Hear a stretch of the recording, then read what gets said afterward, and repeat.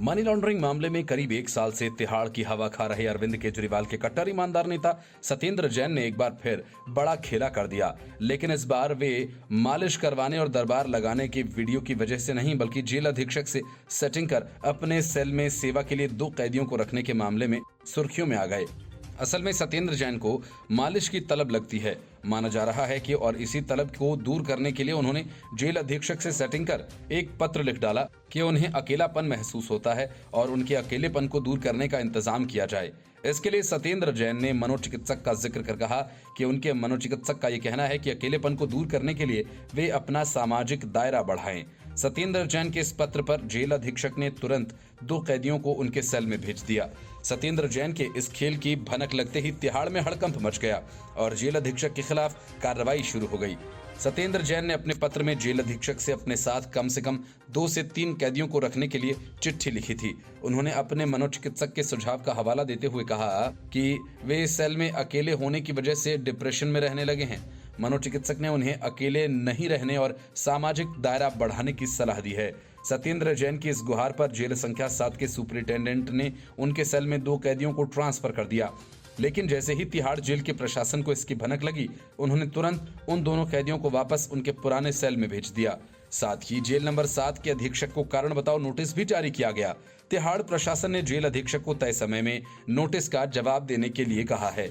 प्रशासन के अनुसार सुपरिटेंडेंट ने बिना प्रशासन को बताए ये निर्णय लिया, जबकि प्रक्रिया के तहत बिना प्रशासन की जानकारी में डाले और बिना इजाजत लिए ऐसा नहीं किया जा सकता।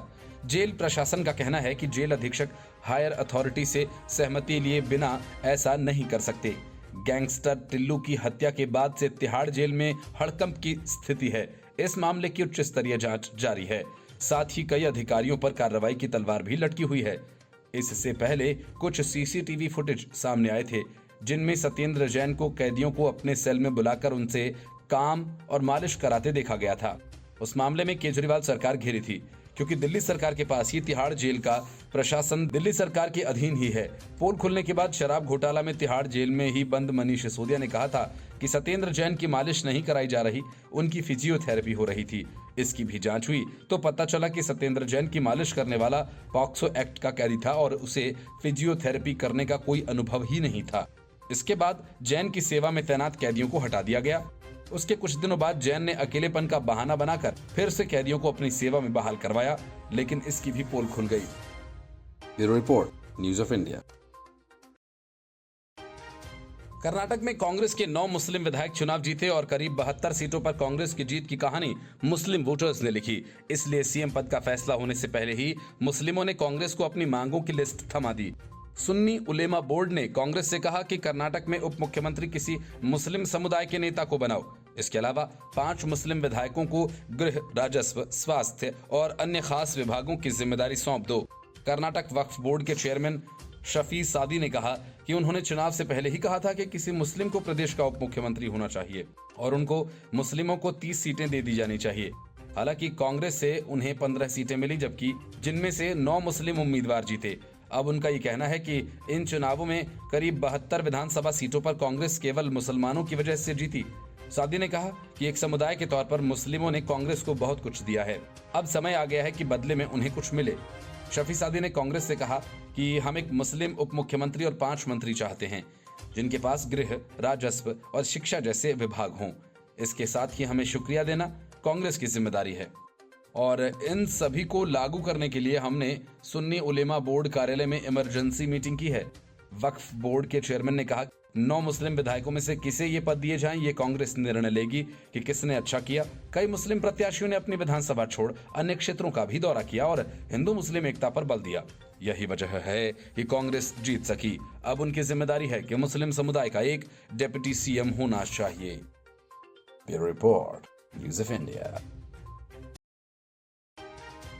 डीके शिव कुमार सीएम पद के लिए पूरी तरह से अड़ गए हैं। वो चाहते हैं कि कुछ भी हो जाए, सीएम की कुर्सी उनके हाथों से न खिसके।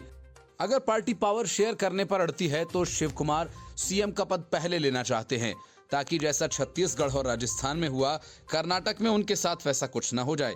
डीके शिव कुमार और सिद्धरमैया के बीच जारी कुर्सी के जंग को खत्म करने के लिए बेंगलुरु में विधायक दल की बैठक के दौरान उनकी राय जानी गई। और सभी विधायकों से वोट डलवाए गए। विधायकों में किसी ने शिव कुमार तो किसी ने सिद्धरमैया, किसी ने डॉक्टर जी परमेश्वर, किसी ने खड़गे तो किसी ने लिंगायत नेता एमबी पाटिल को लेकर नाम सुझाए। पर्यवेक्षक बैलेट बॉक्स को कांग्रेस आला कमान तक ले जाएंगे और खड़गे के सामने खोलकर वोटों की गिनती करेंगे। अधिकतम मत प्राप्त करने वाले नेता का नाम गुप्त रखा जाएगा, क्योंकि मतदान केवल राय जानने के लिए किया गया है। सिद्धरमैया और डीके शिवकुमार दिल्ली आ चुके हैं। सूत्रों का कहना है कि गुरुवार को नए मुख्यमंत्री और 30 कैबिनेट सदस्य शपथ ले सकते हैं।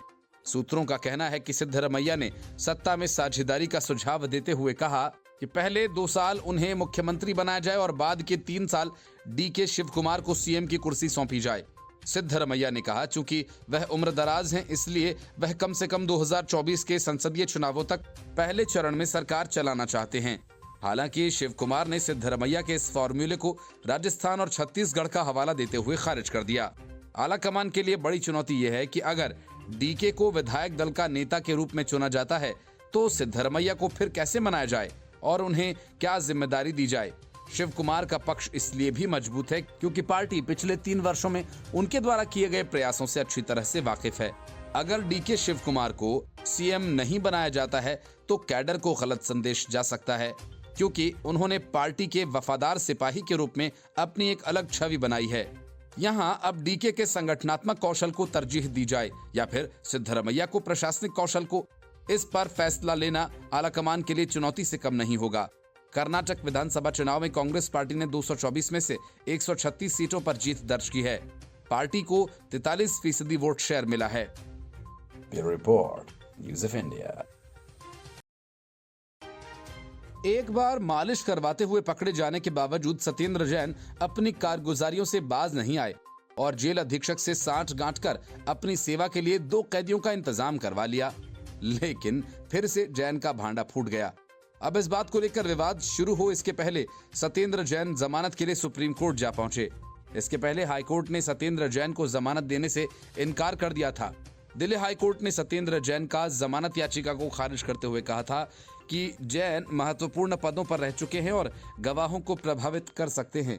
निचली अदालत के निर्णय को बरकरार रखते हुए न्यायमूर्ति दिनेश कुमार शर्मा की पीठ ने कहा कि उक्त आदेश में कोई अवैधता या गलती नहीं है। अदालत ने साथ ही मामले में अन्य आरोपित अंकुश जैन और वैभव जैन को भी जमानत देने से इनकार कर दिया। पहले 22 मार्च को न्यायमूर्ति दिनेश कुमार शर्मा ने ईडी और जैन के वकीलों की दलीलें सुनने के बाद अपना फैसला सुरक्षित रख लिया था। सत्येंद्र जैन ने इससे पहले कोर्ट में कहा था कि उनके खिलाफ कोई मामला नहीं बनता है और उन्होंने जांच में पूरा सहयोग किया है और चार्जशीट दाखिल होने के बाद उनकी कारावास जारी रखने की कोई आवश्यकता नहीं। जैन ने जमानत देने से इनकार करने के निर्णय को हाईकोर्ट में चुनौती दी।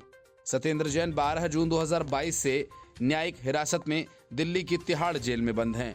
मामले में पिछली सुनवाई के दौरान ईडी ने जैन को जमानत मिलने पर गवाहों की जान को खतरे की आशंका जताई थी। ईडी ने कहा था कि जैन बड़े राजनीतिक पद पर रह चुके हैं और वह एक प्रभावशाली व्यक्ति हैं, इसलिए उन्हें जमानत मिलने से वह गवाहों को प्रभावित कर सकते हैं। कर्नाटक में मुख्यमंत्री की कुर्सी को लेकर डीके शिवकुमार और सिद्धरमैया के बीच खींचतान काफी तेज हो गई है। सिद्धरमैया दिल्ली आ धमके तो डीके शिवकुमार बेंगलुरु में ही डटे हैं और अपने समर्थक विधायकों के साथ मीटिंग कर रहे हैं। डीके शिवकुमार को सीएम की कुर्सी चाहिए और सिद्धरमैया को भी। डीके शिवकुमार की तगड़ी दावेदारी के बीच सिद्धरमैया ने यह कहकर सनसनी फैला दी कि सबसे ज्यादा विधायकों की वे पसंद हैं और अधिकांश विधायक मुझे ही सीएम पद पर देखना चाहते हैं। लेकिन कर्नाटक का ताज किसे मिलेगा, वह नाम तो गांधी वाड्रा परिवार से ही निकल कर बाहर आएगा, क्योंकि विधायकों की राय तो पंजाब में भी ली गई थी और सबसे ज्यादा वोट पाने वाले सुनील जाखड़ की जगह, जिसे एक भी विधायकों का समर्थन नहीं मिला, उस चरणजीत सिंह चन्नी को सीएम बना दिया गया था। इसलिए माना जा रहा है कि इस बार विधायकों की राय से सीएम नहीं चुना जाएगा। सीएम गांधी परिवार की ही पसंद का होगा, जिसका ऐलान मल्लिकार्जुन खड़गे से करवाया जाएगा। कर्नाटक में कांग्रेस के पास 2 बड़े नेता हैं, जिनके बीच मुख्यमंत्री की कुर्सी को लेकर पेंच फंसा हुआ है। सिद्धरमैया और डीके शिवकुमार के बीच मुख्यमंत्री की कुर्सी को लेकर मतभेद की खबरें आ रही हैं। सीएम के चेहरे को लेकर जारी रार के बीच इसे सुलझाने के लिए पार्टी ने 3 सदस्यीय पर्यवेक्षकों की टीम बनाई थी। ये टीम विधायकों से राय विचार करके अपना फीडबैक पार्टी हाईकमान को सौंपेगी। पार्टी अध्यक्ष मल्लिकार्जुन खड़गे ने कहा कि वो सोनिया गांधी और राहुल गांधी से बात करके मुख्यमंत्री के चेहरे पर अंतिम निर्णय लेंगे। सिद्धरमैया कुरुबा समुदाय से ताल्लुक रखते हैं और ये समुदाय राज्य में तीसरी सबसे बड़ी आबादी है। सिद्धरमैया पहले जेडीएस में थे, जहां से उन्हें बर्खास्त कर दिया गया था और उस वक्त सिद्धरमैया ने राजनीति से संन्यास की बात कहते हुए वकालत के पेशे में लौटने की बात कही थी। सिद्धरमैया 1983 में लोकदल के टिकट पर चामुंडेश्वरी विधानसभा सीट से जीत हासिल कर पहली बार विधानसभा पहुंचे थे। उन्होंने इस सीट से 5 बार जीत हासिल की। उन्हें इस सीट से 3 बार हार का भी सामना करना पड़ा। Bureau Report, News of India. Services विभाग के सचिव आशीष मोरे का तबादला करने में नाकाम रही अरविंद केजरीवाल की सरकार ने अब उन्हें नोटिस थमाकर उन पर ढेरों आरोप लगाए हैं। नोटिस में ये पूछा गया कि क्यों न उनके खिलाफ अनुशासनात्मक कार्रवाई की जाए। सौरभ भारद्वाज की तरफ से जारी नोटिस में कहा गया कि आशीष मोरे को सर्विस विभाग में नए सचिव की तैनाती के लिए फाइल पेश करने के निर्देश दिए गए हैं। उन्होंने इस पर सहमति भी जताई थी, लेकिन मंत्री के सामने फाइल पेश करने की बजाय वे बिना सूचना के सचिवालय से चले गए। नोटिस में यह भी कहा गया कि आशीष मोरे ने जानबूझकर फोन कॉल का जवाब नहीं दिया, बाद में फोन स्विच ऑफ कर लिया। उनके घर पर एक ऑफिशियल नोट भेजा गया, लेकिन घर पर मौजूद होते हुए भी उन्होंने इसे रिसीव नहीं किया। बाद में मोरे को ईमेल और व्हाट्सएप के जरिए नोटिस भेजा गया। आगे कहा गया कि आशीष मोरे पॉलिटिकली न्यूट्रल नहीं हैं। उन्होंने जानबूझकर संविधान की सही स्थिति को लागू न करने का फैसला किया। मोरे ने खुद तो सुप्रीम कोर्ट के फैसले को लागू नहीं करवाया, साथ ही अपने अधीनस्थ स्पेशल सेक्रेटरी सर्विसेज से एक नोट जारी कर कहवाया कि गृह मंत्रालय के निर्देश नहीं आए हैं, इसलिए सर्विस मिनिस्टर के निर्देश लागू नहीं किए जा सकते। नोटिस में मोरे से 24 घंटे के अंदर जवाब मांगा गया। असल में जब सौरभ भारद्वाज ने आशीष मोरे का तबादला किया था तो गृह मंत्रालय ने इसकी मंजूरी नहीं दी और एलजी ने इस तबादले को अवैध करार दिया था और इस बात से चिढ़कर दिल्ली सरकार सुप्रीम कोर्ट जा पहुंची, जहां अभी मामला लंबित है। लेकिन अरविंद केजरीवाल की सरकार ट्रांसफर पोस्टिंग के लिए काफी बेचैन है। केजरीवाल सरकार ने सेवा सचिव आशीष मोरे पर कोर्ट की अवमानना का आरोप लगाया। इससे पहले मंत्री सौरभ भारद्वाज ने बड़े पैमाने पर प्रशासनिक फेरबदल की तैयारी में सर्विसेज सचिव आशीष मोरे को सेवा विभाग के सचिव पद पर नए अधिकारी के तबादले की फाइल पेश करने के निर्देश दिए थे, लेकिन आशीष मोरे ने अचानक मंत्री कार्यालय को सूचित किए बिना सचिवालय छोड़ दिया था। सुप्रीम कोर्ट ने केंद्र और दिल्ली सरकार के बीच अधिकारों की लड़ाई को लेकर फैसला सुनाया था। सुप्रीम कोर्ट के 5 जजेस की संविधान पीठ ने सर्वसम्मति से ये फैसला दिया था। दिल्ली में अफसरों के ट्रांसफर पोस्टिंग का अधिकार केजरीवाल सरकार के पास ही रहेगा। उसके बाद केजरीवाल सरकार एक्शन में आ गई। Bureau Report, News of India. DK Shiv Kumar और सिद्धरमैया के बीच जारी कुर्सी के झगड़े को शांत करने में लगे मल्लिकार्जुन खड़गे बड़े खतरे में फंस गए हैं। उनको संगरूर की अदालत ने समन थमा दिया।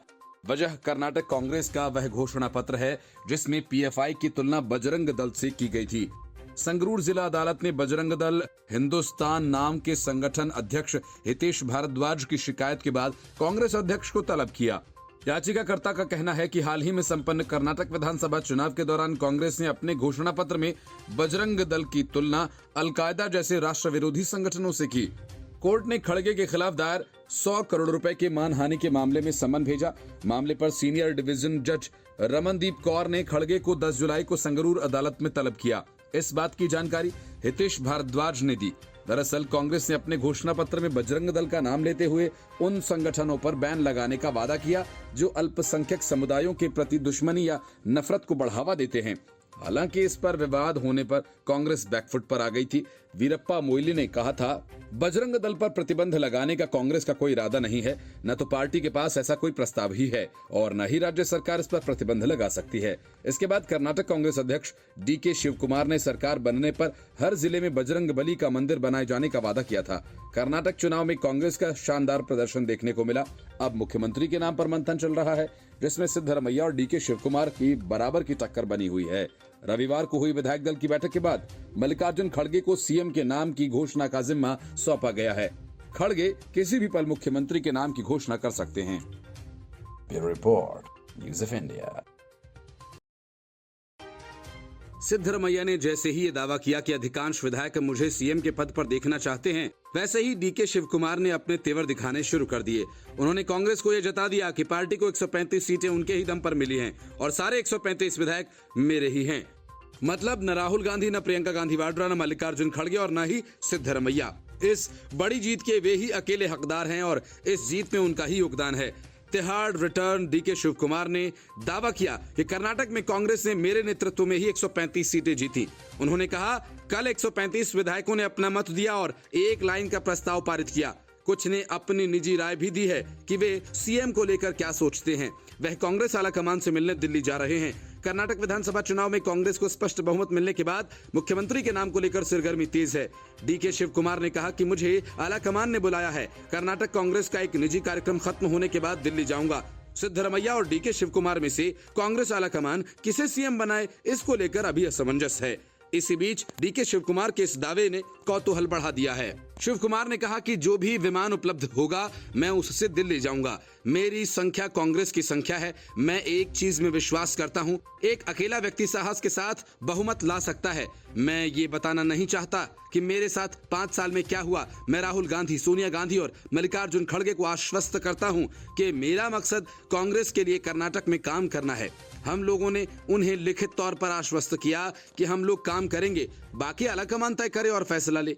कर्नाटक के नए मुख्यमंत्री को लेकर बातचीत के लिए दिल्ली रवाना होने से पहले कर्नाटक कांग्रेस के अध्यक्ष डीके शिव कुमार ने कहा कि जब हमारे सभी विधायकों ने 2019 में जेडीएस कांग्रेस गठबंधन सरकार छोड़ दी तो मैंने अपने दिल को नहीं टूटने दिया। इसके पहले सिद्धरमैया ने दावा किया था कि सीएम पद के लिए विधायकों की पहली पसंद वे ही हैं। सीएम के चेहरे को लेकर जारी रार के बीच इसे सुलझाने के लिए पार्टी ने 3 सदस्यीय पर्यवेक्षकों की एक टीम बनाई थी। ये टीम विधायकों की राय विचार करने के बाद फीडबैक पार्टी हाईकमान को सौंपेगी। पार्टी अध्यक्ष मल्लिकार्जुन खड़गे ने कहा कि वे सोनिया गांधी और राहुल गांधी से बात करके मुख्यमंत्री के चेहरे पर अंतिम निर्णय लेंगे। सिद्धरमैया कुरबा समुदाय से ताल्लुक रखते हैं और ये समुदाय राज्य में तीसरी सबसे बड़ी आबादी है। सिद्धरमैया पहले जेडीएस में थे, जहां से उन्हें बर्खास्त कर दिया गया था। उस वक्त सिद्धरमैया ने राजनीति से संन्यास लेने की बात कहते हुए वकालत के पेशे में लौटने की बात कही थी। सिद्धरमैया 1983 में लोकदल के टिकट पर चामुंडेश्वरी विधानसभा सीट से जीत हासिल कर पहली बार विधानसभा पहुंचे थे। Bureau Report, News of India.